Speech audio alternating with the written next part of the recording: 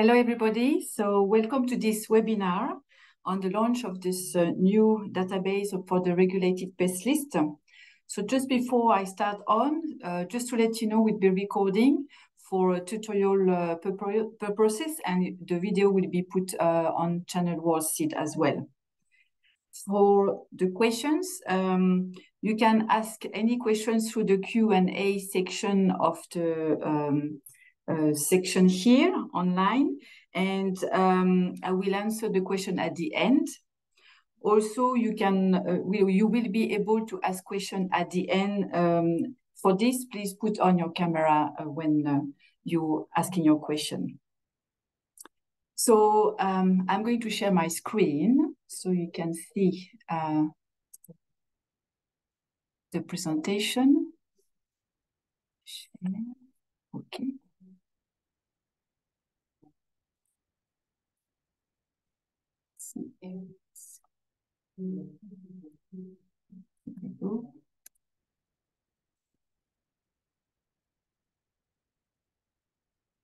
Okay. So this is a very special moment for me, as we have been working for the last 2 years for the development of this database. So it's good to see it live. So the topic of my presentation, a short background on the Regulated Pest List initiatives and the goals of this initiative for those who are not familiar with. Why the need of a new database? What's new in the pest categories area? Pest classification statement, risk mitigation statements, and finally, I will give a demonstration on how to navigate through this new database. So the Regulated Pest List initiative was initiated in 2007. This is a database of information on regulated pests of internationally traded seed species. And this is based on a thorough scientific assessment to determine if seed is a pathway for the entry and pests that are regulated. This is based on the knowledge and experience of the seed industry in managing the risk. And the database currently contains 16 crop-specific lists, which can be viewed from the ISF website, worldseed.org. The goals of this initiative are to provide science-based information on crop pest associations that pose a risk to seed health, to support scientifically phytosanitary requirements, to promote harmonization of national phytosanitary regulation for the safe movement of seed worldwide. So why the need of a new database? So based on the feedback received from a survey conducted among our members in 2021, the format and layout needed some improvement to increase visibility of information. It was not so user-friendly, and also because the provider of the current database closed in December 2023. The key changes are the layout, the number, order, and titles of sections, renaming of some sections, and also some new sections. So what's new in the pest category area? So they were revisited because the old pest categories are no longer fit for purpose, and in particular, the one called pathway not proven, which was considered irrelevant during engagement with regulators, also for harmonization with other pest lists. So the new categories are, obviously the yes hasn't changed. What has changed though is just a rephrasing of the definition where we add the pest on the crop species, because it's the assessment are done specifically of a pest on a crop species. The no category, which there are two scenarios under this no category. One is when there's no scientific evidence for the pest on the crop species. So in this case, seed is not known to be a pathway. And the other scenario is when there is scientific evidence to demonstrate that seed is not a pathway for that pest. So in this case, seed is known to not be a pathway. The other category is called uncertain, which was previously named pathway not proven. So this category only focuses on the pests for which the evidence is limited, doubtful, or conflicting. And the use of this word is also to better align with international standard language. The next category, not a host. So this remains the same. We just added the word natural host because in some cases, under experimental conditions, like for viruses, for mechanical transmission studies, some crop species are used in experimental studies, but there's no evidence that this crop species is a natural host in the field. And the last category, called not applicable, this is a new category for pests categorized, pests regulated at genus and family level, because all species within a genus or a family don't share identical transmission characteristics.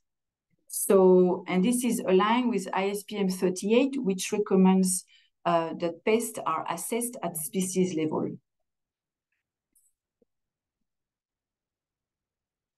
In terms of the pest classification statements, so they were revisited in response of the result of the survey, and also to better support scientifically phytosanitary requirements.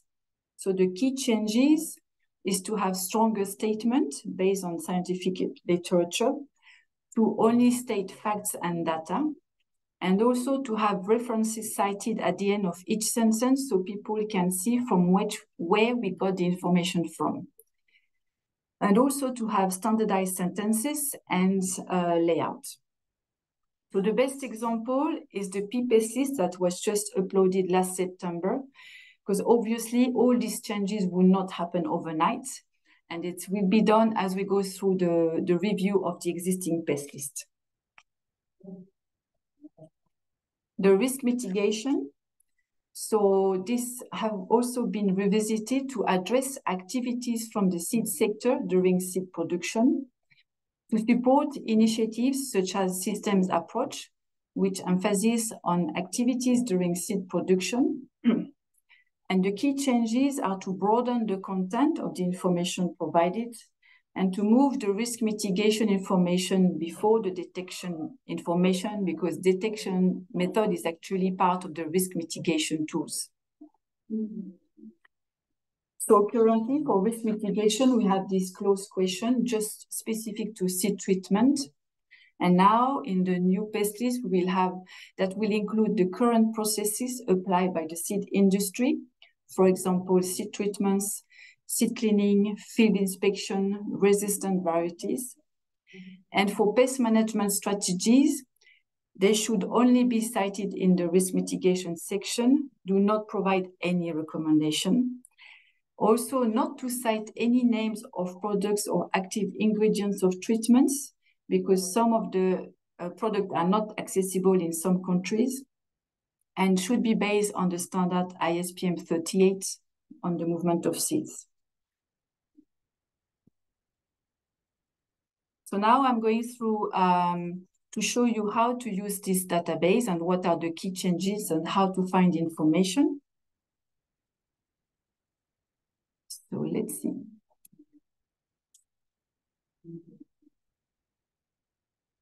I'm not sure if you can see my screen. So I'll just...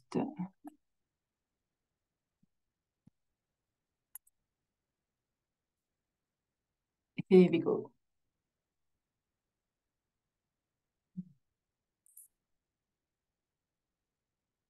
So here, sorry, what did I do? Share.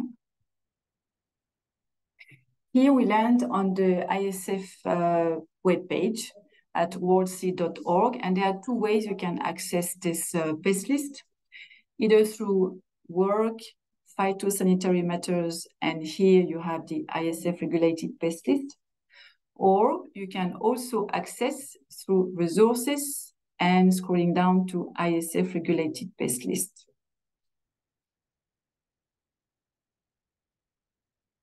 So here you land on the Regulated Pest List webpage, on which you can find information, some background information, as well as the assessment process. And down to that section, you will also have the definition of the different categories I just presented. And further down is listed all the crop for which there is a pest list on, with their first publication date and when they will be next revised. So going up to the page, here you click on the Go To button, and you land on the front page of the database. So the front page has a short introduction where you can, by clicking on the Here button, land you back to the RPLI webpage. A feedback section, you can either click here on this hyperlinked word, or also through the three dots here. Taxonomy, so it's just to say that we use internationally recognized institutions, and there is some guidelines developed by the ISF Disease Resistance Coordination Group for more information. So you can see here the search bar. You can either search by the pest name, so the current scientific name and the most common synonyms, or you can also search by the crop name, the scientific name of the crop name, or the common name. So let's say I type P, and you see the words with having the same letters will appear. So you click on P to view the pest list of P. So then you reach this page. So the top window is the crop identity information with the scientific name, the common name. And below you have this green window, which show all the pests regulated on this crop in alphabetical order. And you can scroll down to view them all. This table has the first column, the pest name, the scientific name, followed by the pest type, its classification. And you can filter by clicking on the screen icon.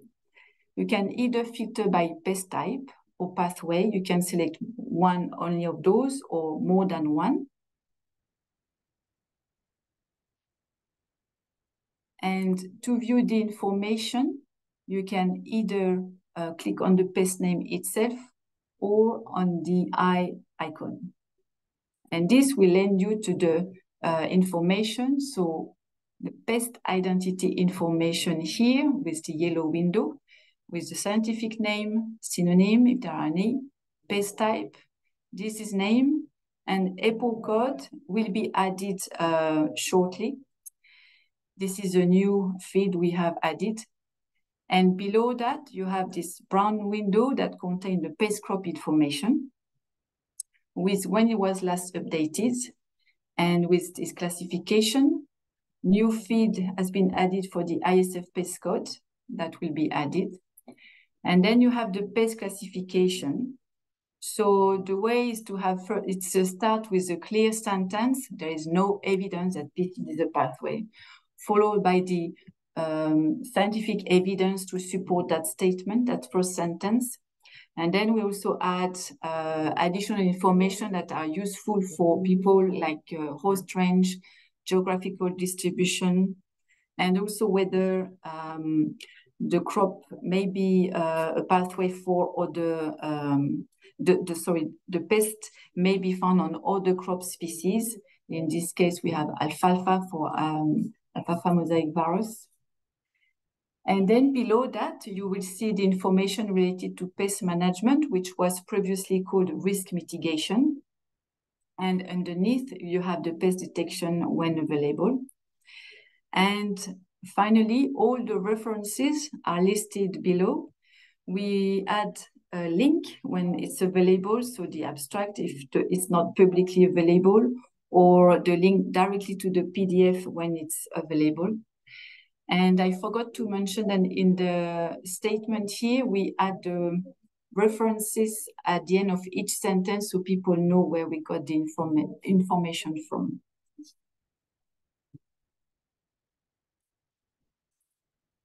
Okay, so now let's do a search just to show you by pest name, Didymela inodes. So in this case, the first window will appear is the pest identity window. And then the second window will show you what are the crops on which this pest is regulated on, also in alphabetical order. So you have the crop name, the scientific name, and in bracket, the common name. Its classification, when this crop list was last updated. And here you can filter by pest categories. Same thing, you can view the information either by clicking on the crop name or on the eye icon. And again, you get this pest crop information window. So in this case, because it's classified as yes, we have added information on the pest management and also when available pest detection.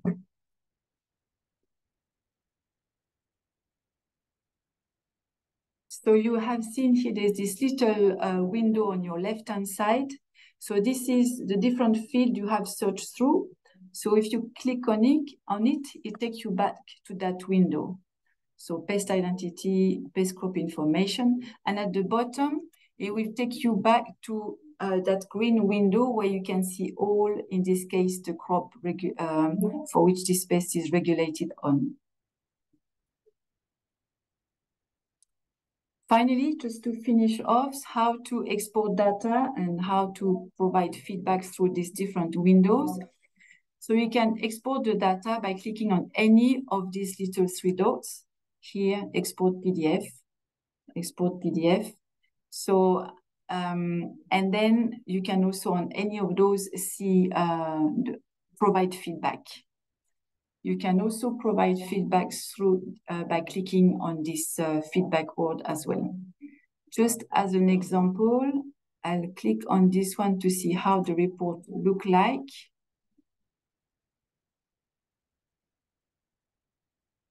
So let's see if you can see this document. Yes. Okay, so here is the report that will show up when you download the information. So you have the date that is downloaded on, and then all the fields, the pest identity information, the crop identity information, and all the pest crop information. And at the bottom, we have a disclaimer that we have added.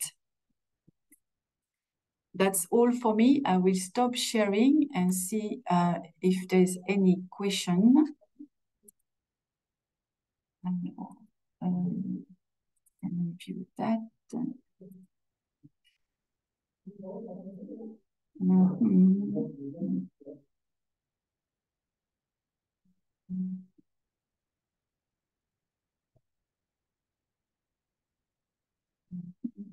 Nice. I cannot see the full screen. How do I put back the full screen?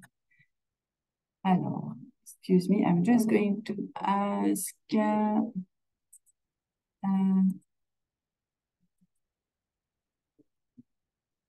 No.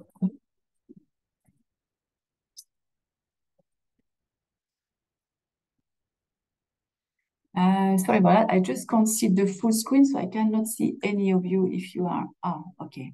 Maybe I can see it now. No, this is not the one. This is not the one. Okay. So I will go through the chat and see if there's any question. Are there any map with the presence of this pathogen at all around the world? So no, we don't have this feature in this database. The only place I can recommend actually is the EPO Global database that can provide that information.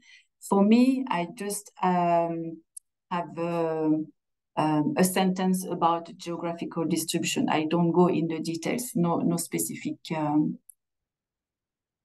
sentence. Okay. Any question? If you would like to ask question live, you can also just put your camera on so I can see who is asking the question. I couldn't see any more questions, so I think we can stop for here.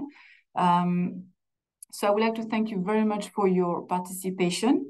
And please, if there's any if you have any question, do send me a feedback through the different options when using the new database. Just to let you know that we will be able to send also the PowerPoint of this webinar to the participants, so you can also see the different features that I just explained.